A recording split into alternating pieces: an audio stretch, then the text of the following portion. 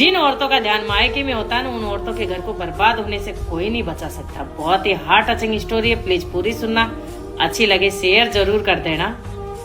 कि पति बहुत ही सीधा साधा इंसान था। शादी के पहले दिन से ही उसका एक सपना था कि इस घर में उसकी पत्नी की हंसी की गूंज उठे और हर शाम उसकी पत्नी उसका इंतजार करे। पर किस्मत में कुछ और ही लिखा था कि शादी को साल भर हो गया था, पर पत्नी का दिल अभी भी मायके में था। जब पति कहता कि कुछ ध्यान अपने घर पे भी दे लो, इस घर को भी अपना समझ लो, पर पत्नी कह देती कि मेरी माँ अकेली है, मैं मेरी माँ को छोड़ नहीं सकती।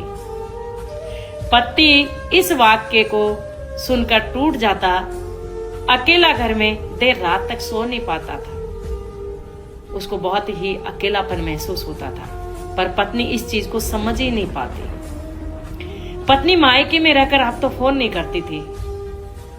पति फोन करता तो उठाती नहीं, और जब कभी उठा लेती तो कह देती कि मैं बहुत बिजी हूं। पति इस वाक्य को सुनकर और टूट जाता। पति का अकेलापन उसको खाया जा रहा था। घर की रोटियां सख्त होती जा रही थी। कपड़े इस्त्री किए बिना मुड़े जा रहे थे। सोचता पति कि क्या ये घर मेरी जिम्मेदारी, मेरे अधिकार उस मायके से कम? पर पत्नी इस चीज को समझ ही नहीं पाई।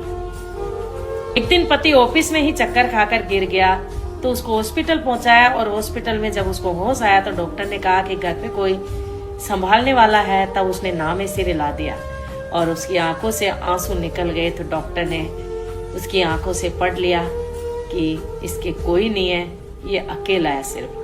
जब घर आया तो उसने अपनी पत्नी को फोन किया, पर पत्नी को कोई परवाह नहीं, उसने समाचार तक नहीं लिए।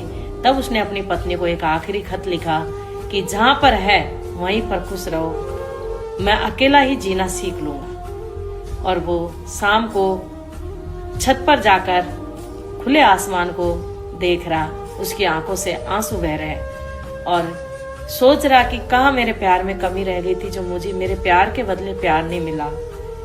तभी आंखों से आंसू धार के रूप में बहने लगे। तो मैं कहना चाहती हूँ कि जिन पत्नियों का मोह मायके में है ना, वो पत्नियां अपने ससुराल को बर्बाद कर देती है। सबसे ज्यादा तो पति बर्बाद होता है जो सब कुछ सहन करके भी रिश्तों को निभाने की कोशिश करता है। अगर स्टोरी अच्छी लगी हो तो शेयर जरूर कर देना।